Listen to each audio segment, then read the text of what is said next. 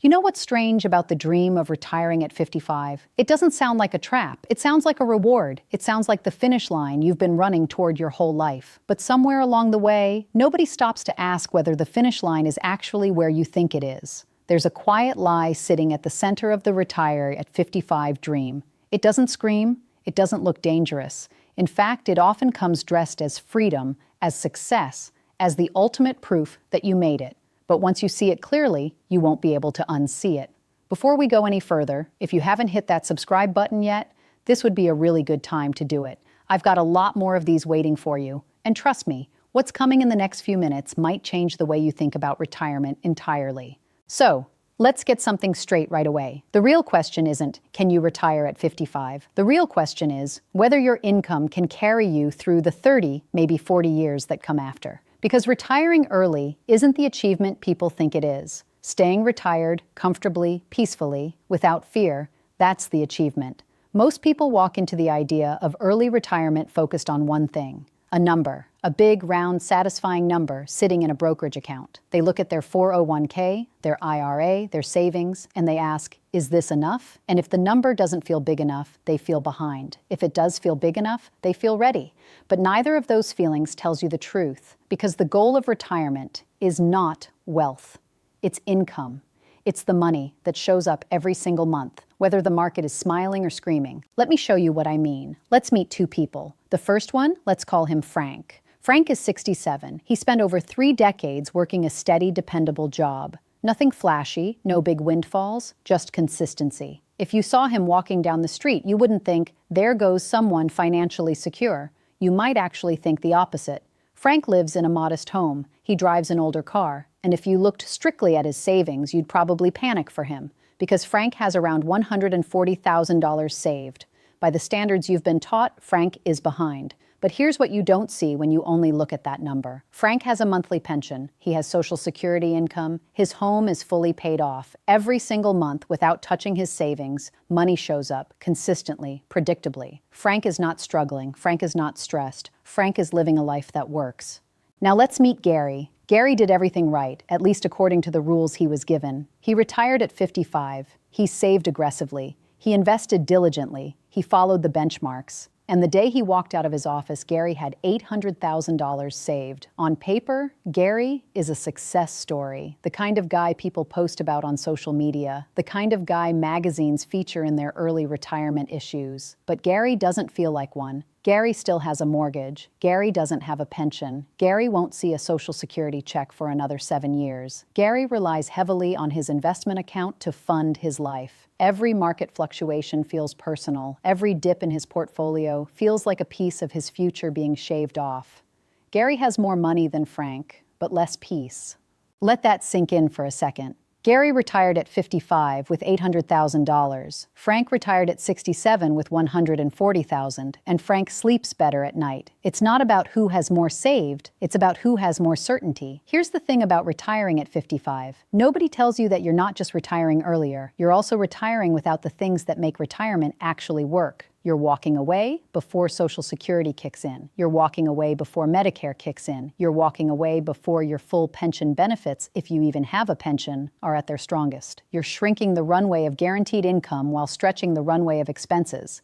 And that gap, that 10 to 12-year gap between 55 and when your guaranteed income really starts, that's where dreams quietly go to die.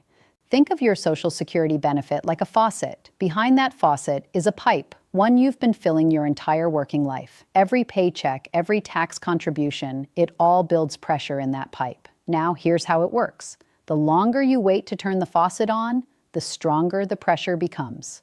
Wait until 70, the flow is powerful. Turn it on at 62, the flow is lighter. But here's the part most people don't think about. That faucet belongs to you. You paid into it. And if you turn it on too early just because you retired too early and you needed cash, you lock in a smaller stream for the rest of your life. Some of that water never reaches you. It just stays in the pipe, unused, gone. So when somebody tells you they're going to retire at 55 and just claim Social Security as soon as they can at 62, what they're really telling you is they're going to live the next 30+ years on a permanently smaller faucet. Not for 1 year, not for 5 years, for the rest of their life. Here's a question. If you had to choose between more money or more certainty, which would it be? Keep that in your head as we go, because this is the question almost nobody asks themselves before they pull the trigger on early retirement. Now, I want you to imagine your retirement in two parts, not one big number, two distinct piles. Pile 1, income that shows up no matter what. This includes things like Social Security, pensions, rental income, an annuity if you have one, money that continues whether the market is up or down. Pile 2, your savings, your investments, your accounts, the money you have to actively pull from. Here's the critical mistake most people make. They focus almost entirely on Pile 2 while barely acknowledging Pile 1. And yet Pile 1 is often doing far more heavy lifting than people realize. The person who retires at 55 is making a very specific bet. They're betting that Pile 2 is so big, it can carry them all by itself until Pile 1 finally shows up. That's a long bet. And the market doesn't always cooperate. Think of it this way. Your income floor is like the foundation of your house. Strong, underground, invisible, but holding everything up. Your savings? That's more like the furniture. Nice to have, comfortable, but it sits on top of something else. Most people focus on decorating the furniture while ignoring whether the foundation is solid.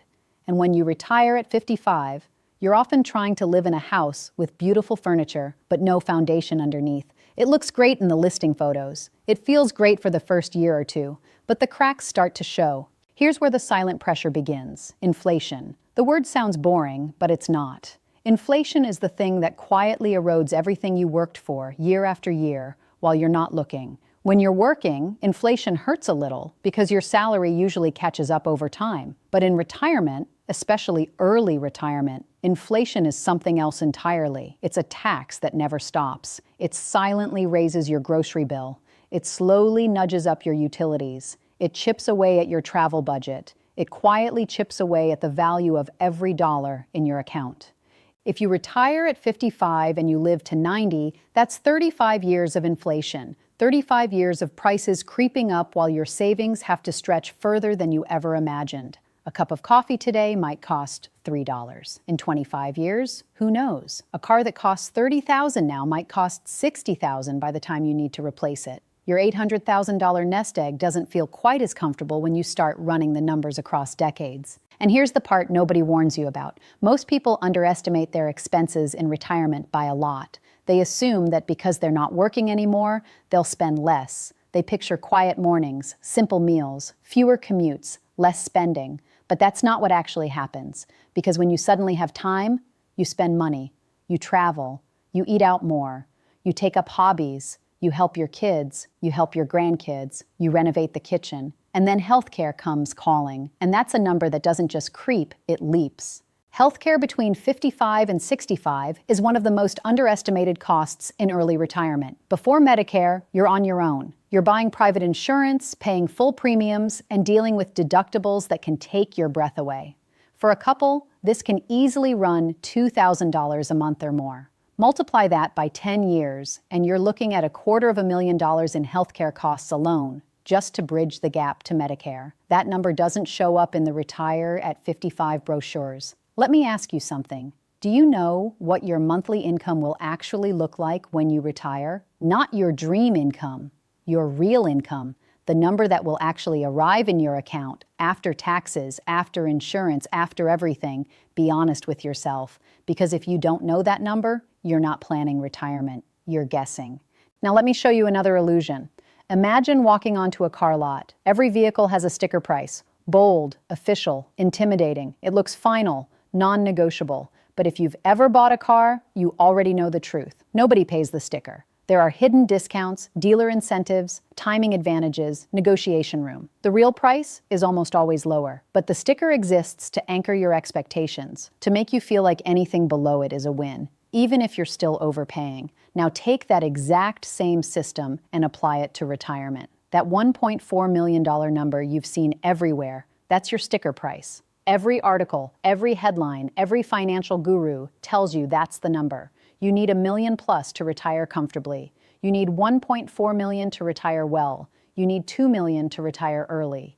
These numbers are designed to anchor you, to make you feel behind, to keep you working, saving, contributing, worrying.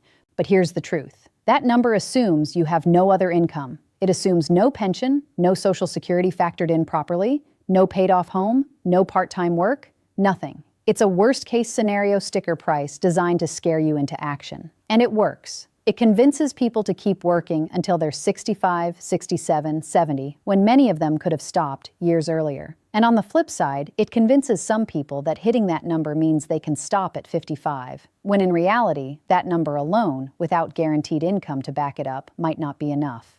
Here's the thing. Most people are being told they are behind when they're not, and other people are being told they're ahead when they're actually walking into a storm. The number on the sticker is not the number that matters.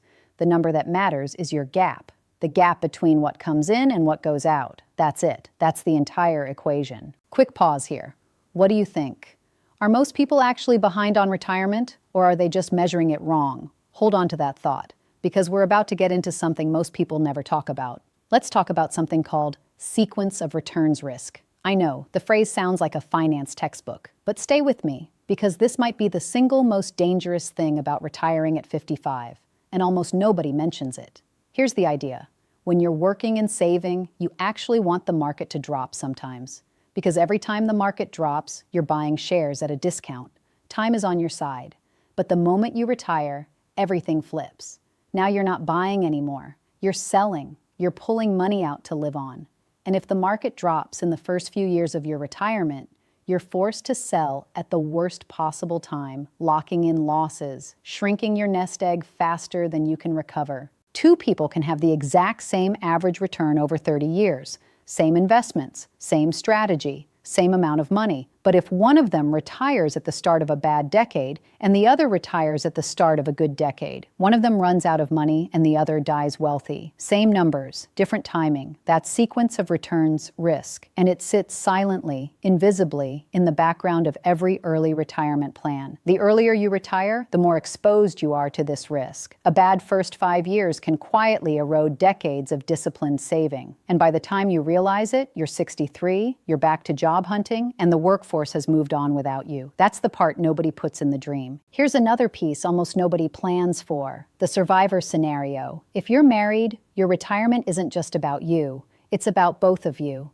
together and separately, because at some point, one of you will be gone first. That's not pessimism, it's realism. And in this case, realism isn't negative, it's empowering, because once you plan for it, you stop fearing it. When one spouse passes, the household loses one Social Security check. The smaller of the two goes away, the larger one stays. But the bills don't shrink in half. The house still needs heating, the taxes still need paying, the groceries still need buying. The remaining spouse is often left with significantly less income, but only slightly less expenses. And if you retired early and locked in smaller benefits, that surviving spouse inherits the smaller faucet for the rest of their life. Here's a question for the married folks. Have you and your spouse ever actually talked about what happens if one of you is gone? Not in a morbid way, but in a planning way. Because if you haven't, that conversation matters more than almost any other financial decision you'll make. Now, I want to come back to the heart of this. The retire at 55 dream is a trap, not because retiring early is bad. It's a trap because it focuses on the wrong thing. It focuses on the date, the age, the finish line. It doesn't focus on the structure underneath. It doesn't focus on the income, the certainty, the foundation. It just focuses on quitting, and quitting is the easy part. Here's what I want you to understand. You may already have what people with millions are searching for. If you have a pension, if you're on track for Social Security, if your home is close to paid off, if you have low debt, you have something that the $800,000 Gary doesn't have. You have certainty, you have a foundation, and that foundation, that floor of income that shows up no matter what, is worth more than most people realize. In fact, let me put a number on it for a moment. A pension that pays you $3,000 a month for life is the rough equivalent of having close to $700,000 saved if you tried to replicate that income through investments alone. Social Security that pays you $2,500 a month for life is the equivalent of another $500,000 or more. Plus, it adjusts for inflation, which most investments don't do reliably. So when Frank, with his $140,000 in savings, walks around feeling behind, what he doesn't realize is that his real financial picture, when you count the value of his guaranteed income, might be over $1 million. He just can't see it because it doesn't show up on a brokerage statement. It's the invisible asset, the foundation under the house. Let me ask you, have you ever calculated what your pension or your future Social Security is actually worth in real dollars? Most people never do. They focus only on the account balance because that's the number that's easy to see. But the invisible numbers are doing the real work. Now let's talk about something the Social Security Administration did a few years back that almost nobody noticed. They used to have a calculator on their website that would help people figure out the best age to claim. Then one day they took it down. Why? Because people were using it incorrectly. They were plugging in numbers, getting an answer, and making one of the biggest financial decisions of their lives based on a tool they didn't fully understand. The agency realized that a calculator without context was doing more harm than good, so they removed it. Think about what that tells you. The decision of when to claim Social Security is so nuanced, so personal, so dependent on your specific income, your spouse, your health, your life expectancy, your other savings, that a generic calculator couldn't handle it. And yet, millions of people make this decision every year based on a gut feeling, a friend's advice, or the simple desire to stop working sooner. They turn the faucet on at 62 because they're tired, or they're scared, or they've been told it's safer to take it early, and they lock in a smaller stream for life. Here's something to think about. If you found out today that you're actually on track, how would that change your week? How would it change your month? How would you treat yourself differently? Your spouse, your kids, your time? Because for a lot of you watching this, the truth is closer to that than you think. You're not behind. You've been measuring with the wrong ruler. And let's not forget about the cost of living adjustment, what they call COLA. Every year, Social Security adjusts upward to try to keep pace with inflation. That sounds great in theory, but the index they use doesn't always reflect what retirees actually spend money on. Retirees spend disproportionately on healthcare, on prescriptions, on housing, and those categories often rise faster than the average index. So even with COLA, real purchasing power can quietly erode year after year, slowly, invisibly, steadily. This is why income certainty matters so much, because the moment you retire at 55, you're stepping into a world where every quiet erosion gets amplified. Inflation hits harder, healthcare hits harder, sequence of returns hits harder. And the further your retirement date is from your guaranteed income kicking in, the more exposed you are. Now, don't get me wrong. I'm not telling you that retiring at 55 is impossible. I'm telling you it's not what the brochures say it is. It's not a finish line. It's not a reward. It's a structural challenge that requires far more planning than the dream version suggests. The people who actually pull off early retirement successfully don't do it by hitting some magic number. They do it by building multiple layers of income, by managing their expenses ruthlessly, by planning for health care, by understanding sequence risk, and by being flexible enough to adjust when life shifts. Let me ask you something else. Have you ever felt like you were doing everything right but still felt behind? You are not alone. That feeling is manufactured. It's created by an industry that profits when you feel uncertain. The longer you feel behind, the longer you keep saving, investing, paying fees, watching markets, refreshing apps. The system doesn't reward clarity, it rewards anxiety. And the retire at 55 dream is part of that same system, just on the other side.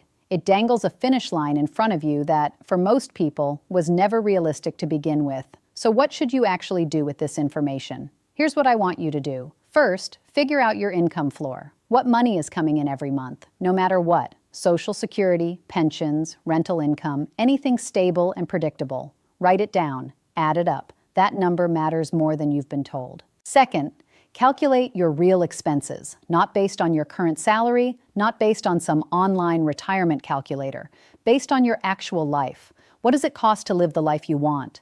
Housing, food, healthcare, travel, hobbies, helping family, the things you truly care about. Be honest. Most people underestimate by a lot. Third, find the gap. What's the difference between your income and your expenses? That gap is what your savings need to cover. Not $1.4 million, not some generic benchmark, just the gap, multiplied by the number of years you expect to live. And once you see that, the entire conversation changes. Fourth, look at your timing. If you're thinking about retiring at 55, ask yourself a hard question. What's your plan for the 10 years before Social Security and Medicare kick in? How will you cover health care? How will you handle a market downturn in those first critical years? If you can't answer those questions clearly, you don't have a plan, you have a wish. And fifth, build a buffer, not a target number. Don't aim for just enough. Aim for enough plus breathing room, because life will throw things at you. A roof, a car, a medical issue, a family emergency. The cushion isn't optional. It's the difference between a peaceful retirement and a stressful one. If you've made it this far, you already know something most people don't. The number on the sticker is not your number. The age on the dream is not your age. The picture in the brochure is not your retirement. Your retirement is yours. It's built from your income, your expenses, your life, your choices. Here's the shift I want you to make. Stop measuring yourself against everyone else. Stop feeling behind. Stop chasing the magic age. Start focusing on what truly gives you freedom. And freedom in retirement doesn't come from a date. It comes from a structure, a foundation, a floor of income that holds you up no matter what happens in the world around you. You don't need perfection to have a successful retirement. You don't need to retire at 55. You don't need to hit a sticker price number. What you need is awareness, clarity, and the willingness to face the real numbers so you can make real decisions. Because when you understand your income, when you understand your expenses, when you understand how your plan holds up over time, something changes. You feel more in control. You feel more confident. You feel more at ease. And that's what retirement should feel like. Not a race, not a finish line, a new chapter that you actually chose with your eyes open. If the system only rewards you with almost enough, you will spend your entire life chasing more. But if you understand your numbers, if you build your income, if you define your life on your terms, you don't chase anymore. You decide. And that's the shift from fear to clarity, from chasing to choosing, from not enough to enough. The dream of retiring at 55 isn't wrong because of the age. It's wrong because it skips the foundation. Build the foundation first, and then the age becomes a detail, not a deadline. If this video made you think differently about your retirement, subscribe. The next one goes even deeper. I'll see you there.